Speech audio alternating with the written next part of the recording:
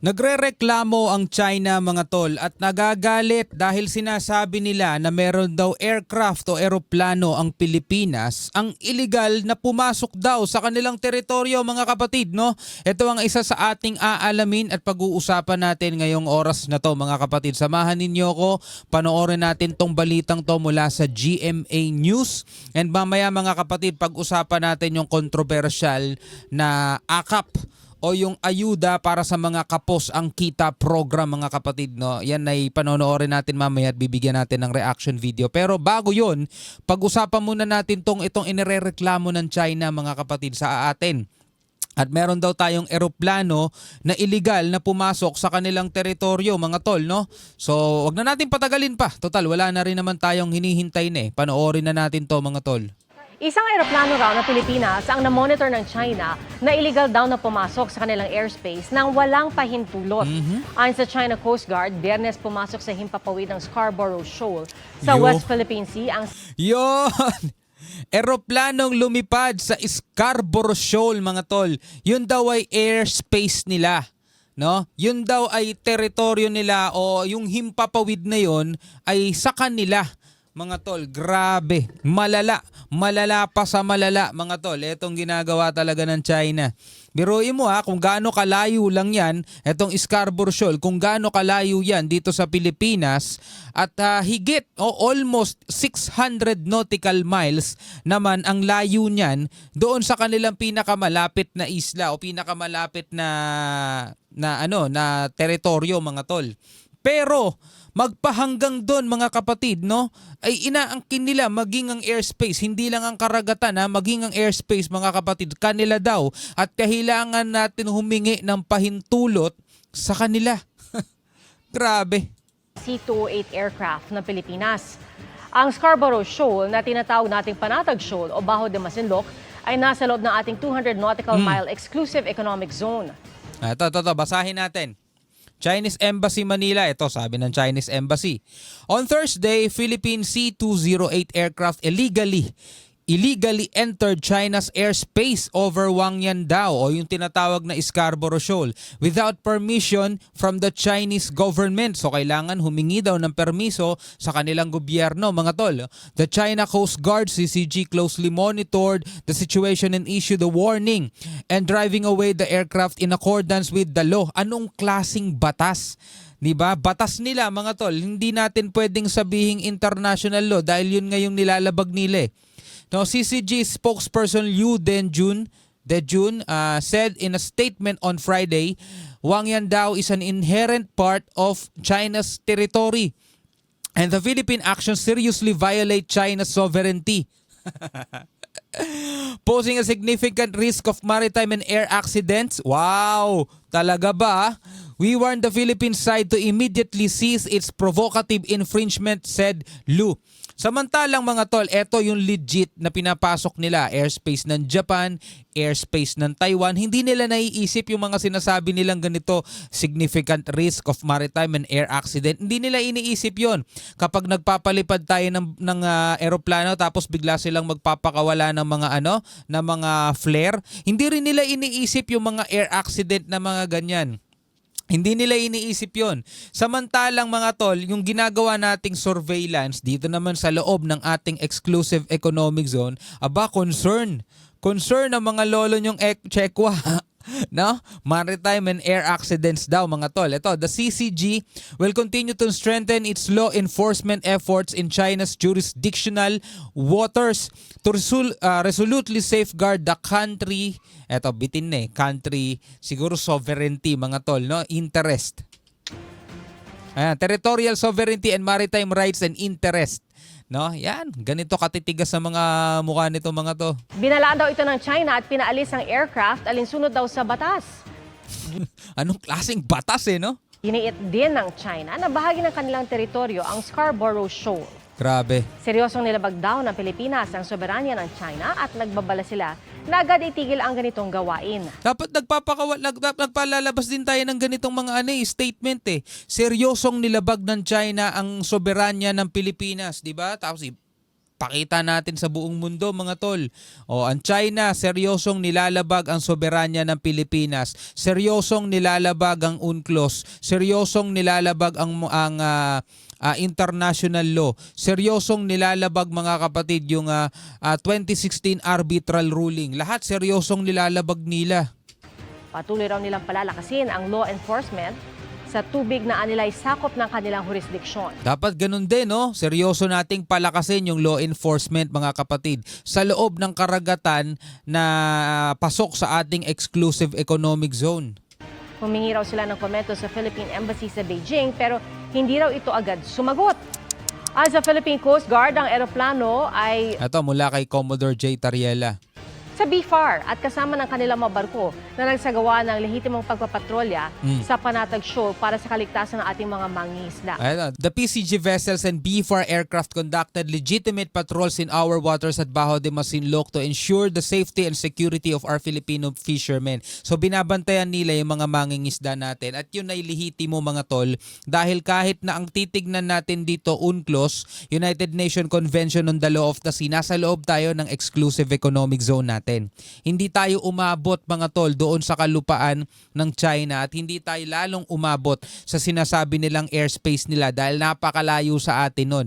Tayo ay nasa loob ng ating exclusive economic zone na kinikilala at pinagtitibay ng batas. Matigas lang talaga mukha nito mga Chekwa mga tol, no? Anyway, bilang isang Pilipino, pwede ka magkomento about dito mga tol. Ngayon, pag-usapan natin to mga tol. Etong AKAP funds mga tol, no? Gusto ko lang isingit to Gusto ko lang isingit to kasi though tayo ay pro-Filipino at okay naman sa atin ang gobyerno ngayon, no, administrasyon ngayon mga tol. Hindi naman lahat dapat sang-ayunan natin at hindi lahat puro oo na lang tayo ng oo katulad ng ibang mga taga-suporta na taga-suporta ng alam mo yon ng dating administrasyon na kahit may mali na o hindi na maganda yung ginagawa, oo pa rin sila ng oo at todo pagtatanggol sila mga tol. Ngayon, eto, mula sa News 5 Everywhere, News Explained, AKAP funds mga kapatid, no? Panoorin natin to para meron din tayong idea at para mapaghugutan natin kung tama nga ba talaga itong ginagawa ng mga politikon to o hindi. No? Tuloy natin to mga kapatid. Ito pinapanood natin para syempre maano tayo, no? Ma-educate tayo mga tol. Taong 2013 nang ideklara ng Korte Suprema na unconstitutional ang pork barrel system. Yeah. Pero ang sabi nga ng ilan, kung gugustuhin, parating may paraan. So parang pork barrel din, ganon. No? Kung gugustuhin, may paraan. Parang ganun yung sinasabi ni Ed Linggau. Sabi kasi ng Korte Suprema, ang trabaho ng Kongreso ay gumawa ng batas, Tama. hindi magpagawa ng mga proyekto Tama. na ikapapadala nila sa darating na eleksyon. Pero Yun no? Ang trabaho ng Kongreso gumawa ng batas, hindi magpagawa ng mga proyekto. hindi magpagawa ng mga proyekto na ikapapadala nila sa darating na eleksyon. Pero ang pork barrel system na tumagal ng higit isang siglo, tila nagbago lamang ng anyo. Tila nagbago lamang daw ng anyo, meaning unconstitutional pa rin. Ayuda para sa Kapos ang Kita Program or AKAP na wala naman sa budget proposal, siningit ng Kongreso sa halagang 39 billion pesos sa House version ng 2025 budget. Ganyan din naman ang nangyari noong nakaraang taon. Sa totoo lang, ang AKAP ay hawak ng DSWD at hindi ng Kongreso. 1 to 10,000 pesos na ayuda para Tatandaan natin yan mga tol Ang AKAP daw, ayuda para sa Kapos ang Kita program ay hawak ng DSWD at hindi ng Kongreso. O baka naman front lang itong DSWD para hindi naman masabi na hindi naman sa amin yan sa DSWD yan Pero kaninong mga mukha yung nakabalandra mga tol kapag ka namimigay ng mga ayuda? sa mga minimum wage earners na tinamaan ng inflation para yan sa medical, financial at food assistance. Sa Memorandum Circular No. 4 ng DSWD, nakalatag ang proseso ng pagbigay ng AKAP. Mula screening, interview, hanggang sa release ng pondo, lahat yan ang DSWD. Okay sana kung totoo to no? Kaso may mga nababasa tayo rito para lang yan sa kakilala nila. Giit ni DSWD Secretary Rex Gatchalian, walang kinalaman ang mga congressman sa AKAP. Sabi Tama. pa ng DSWD, Sana nga. Sana nga talaga walang kinalaman. Hindi papayagan ng mga politiko na pumapel sa distribusyon ng AKAP. Pero kung titignan mo ang mga Sabi rito sa DSWD, mga kapatid, ito hina-highlights natin kasi ito DSWD won't allow o hindi daw nila ia-allow o papayagan ang kahit na sino mang politician to distribute AKAP cash aid. Okay? Tandaan natin yan mga kapatid at take note. distribusyon ng AKAP sa Pero Congressman sa AKAP. Sabi pa ng DSWD, hindi papayagan ng mga politiko na pumapel sa distribusyon ng AKAP. Pero kung titignan mo ang mga distribusyon ng AKAP sa nakarang 6 na buwan, sentrong-sentro ang mga congressmen sa pag-distribute ng AKAP. Ito yung sinasabi natin DSWD won't allow politicians to distribute AKAP cash aid pero na sa mga pumapel post sa distribusyon ng AKAP. Oh. Pero kung titignan mo ang mga distribusyon ng AKAP sa nakarang AKAP Mall Tour benefits nearly 13,000 workers at SM Mega Mall. Sino to mga nandirito? Sino to mga nandirito? ang 6 na buwan, sentrong-sentro ang mga congressmen sa pag-distribute ng AKAP. Mga congressmen. Mula Metro Manila hanggang Bataan, hanggang Bicol, hanggang Surigao. Hindi lang sila nasa Grabe nag-tour na sila platform, sentrong-sentro ang mga congressmen sa pag-distribute ng AKAP. Mula Metro Manila hanggang Bataan, hanggang Bicol, hanggang Surigao. Hindi lang sila nasa plataforma, minsan sila pa ang nagbibigay ng tseke. Kala ko ba won't allow to distribute? Sila nga nag-aabot ng tseke. Ano ang mina-mindset dun sa mga tao? Utang mo yan sa akin. Sa susunod na halalan, alam mo na. Sa Naga City, ang pinasalamatan ay ang Kongreso. Nung Sa Naga City. Doon sa post na sa Naga City. tseke. Sa Naga City, ang pinasalamatan ay ang Kongreso. Tandaan ninyo mga tol, itong ipinapamigay ng mga congressman, mga kapatid, na AKAP, hindi nila pera yan. Hindi yan galing sa bulsa nila. Okay? Ang sabi nga mga tol, ito'y hawak daw ng DSWD. Fraud nga lang naman talaga. Ang sabi nga ng DSWD, they won't allow any politicians to distribute AKAP funds. Pero dito, ang pinapasalamatan mga congressman. Ay, nako po. Liwat, nagpapasalamat kami kay House Speaker Martin Romualdez na sa sayang pagtabang sa atong mga kahimanwa. Sabing ganon, Noong Setyembre, 180 congressman ang nagtungo naman sa Davao City para magpamudmod ng ayuda na nagkakalaga ng higit 1 bilyong piso. Kaya naman nagtampo ang mga senador dahil sinolo ng Kongreso ang AKAP. Nako, mga senador nagtampo. Noong nakaraang buwan, ang desisyon ng Senate Finance Committee, buwagin na lamang ang buong AKAP program. Di naman sila nakikinabang.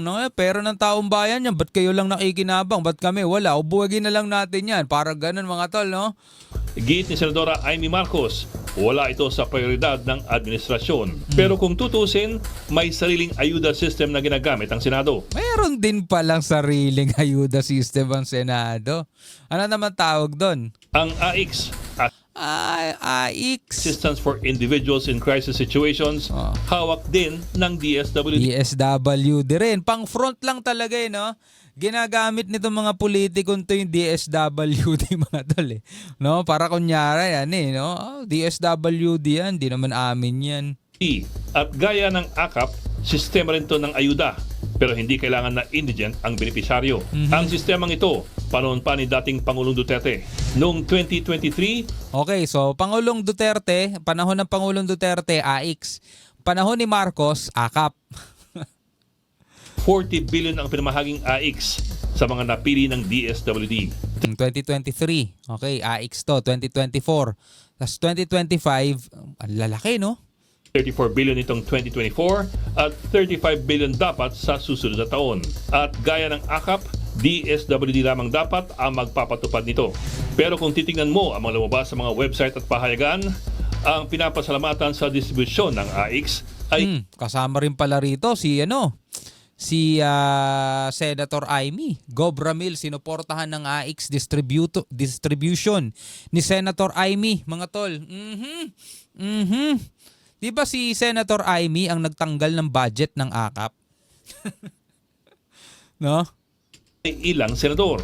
Sa unang tingin, parang ang mga senador na ito ang pinanggalingan mismo ng pondo at tumulong lamang ang DSWD. Oo, Kaya sa unang tingin. Ganun din, no? Sa Kongreso, ganun din. kung magrereklamo ang Senado sa AKAP, maaaring magreklamo naman ang Kongreso sa AIX. Oo, banatan na sila, no? Oo, ba't kayo nag-aakap-akap? Kayo nga may AIX eh. Sa huli, nagkasundo ang dalawa sa BICAM. Ang AKAP, inaprubahan sa halagang 26 billion pesos para sa taong 2025. Oo, binawasan na lang. Pero may hatian na ito, ayon kay Senadora Grace Poe. 21 billion pesos para sa mga congressman at 5 billion naman para sa mga senador. Happy ang lahat. Pinaghahatian nila mga tol yung pondo ng bayan at bahala na sila mamigay ng ayuda sa mga mamamayan mga tol para saan, 'di ba? Nakikita naman natin mga kapatid kung papanoorin natin yung mga senaryo kanina, 'di ba? Dapat DSWD lang yung namamahagi niyan o nagdi-distribute niyan. Sabi nga ng DSWD, they won't allow any politicians para mag-distribute ng pondong yan na ayuda. Pero kita nyo naman kung sino yung mga nasa larawan at kita nyo naman kung sino mga pinasasalamatan ng mga taong bayan, mga tol. Senado at saka Kongreso. Ngayon, ito, nagkasundo daw sila. Ayon dito mga kapatid, no? 21 billion sa Kongreso, 5 billion sa Senado.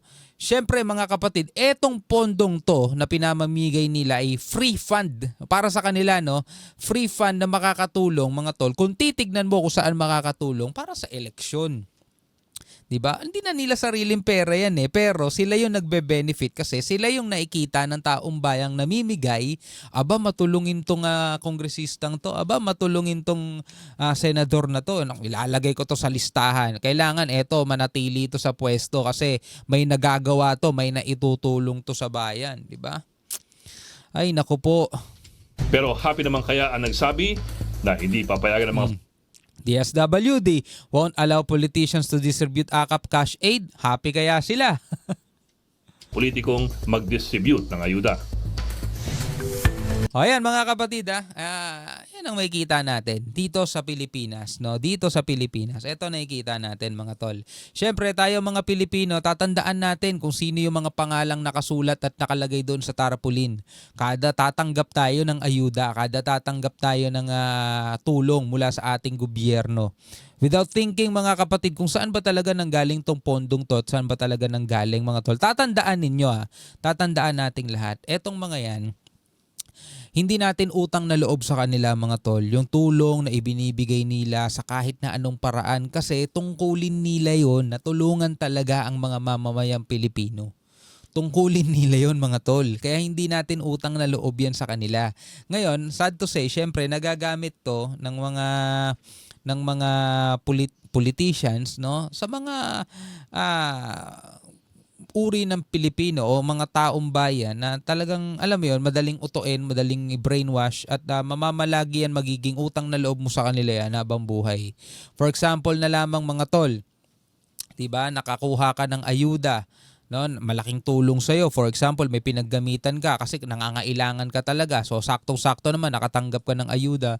Ay, nako, maraming salamat kay Congressman ganito. Maraming salamat kay Senator ganito, di ba? So, nagkaroon ka na ng utang na loob sa kanila. Huwag kayong mag-alala, Congressman. Huwag kayong mag-alala, Senator. Iboboto namin kayo sa halalan. See? Nag-benefit sila. Pero, tanong, pondo ba yon galing sa sarili nilang bulsa? Hindi. Galing din yun sa mga taxpayer. At saka isa pa, di ba?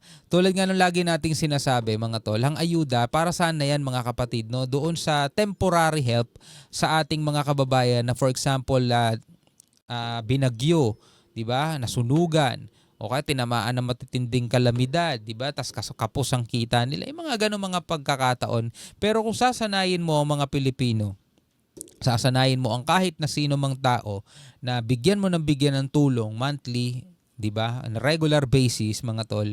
Aasa na lang nang aasa 'yan. Wala nang mangyayari diyan. At ikaw naman syempre bilang isang politician, magiging tool mo 'yon habang panahon hangga't gusto mong manatili sa posisyon. Magiging kasangkapan mo 'yang mga taong 'yan. Pinapakain mo ng pinapakain para iboto ka nila ng iboto. Ganun ang nangyayari mga tol. Anyway, bilang isang Pilipino, ano masasabi mo dyan? Comment ka na lamang sa ibaba. Hanggang sa muli, ako nga pala si Shobal D. Peace out.